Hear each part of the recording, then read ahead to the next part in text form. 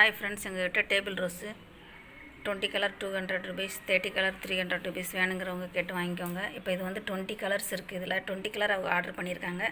ஆனால் நான் இதில் வந்து 24 கலர் வச்சுருக்கேன். இங்கே பாருங்கள், எக்ஸ்ட்ரா தான் கலர்ஸ் இருக்குது. மொட்டோடையும் பூக்களோடையும் தான் வச்சுருக்கிறேன். நல்லா ஃப்ரெஷ்ஷான செடிகள் தான். பாருங்கள், நல்லா லென்த்தான செடி தான்.